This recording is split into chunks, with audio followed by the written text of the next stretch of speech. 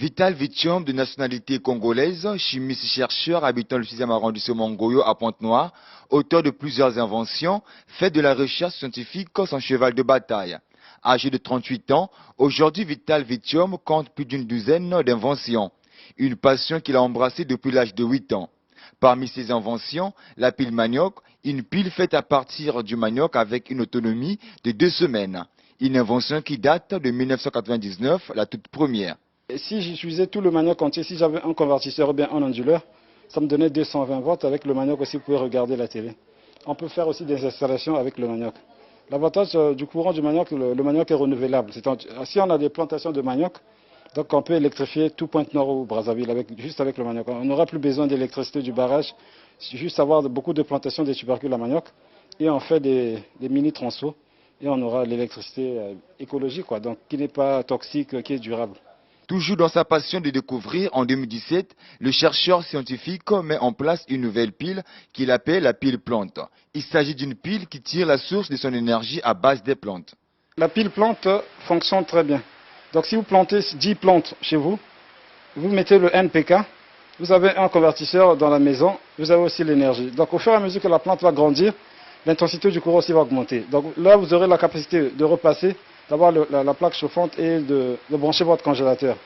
Donc la pile plante ne meurt jamais. Donc c'est une pile vraiment, je demande même à l'État qu'on soutienne cette idée innovatrice parce que avec les plantes, ça va nous pousser à beaucoup planter pour que l'atmosphère ait beaucoup d'oxygène. Parce que plus qu'il y a des plantes, plus il y aura aussi beaucoup d'oxygène. Donc la pile plante vraiment est très écologique. Là, avec 2 plantes, je peux charger le téléphone.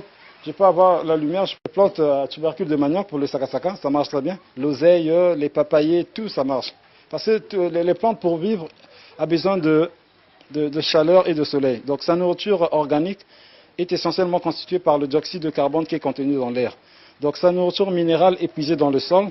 Donc les éléments de base sont l'azote, le phosphore et le potassium. Donc c'est la trilogie NPK. Donc là, ça marche avec toutes les plantes.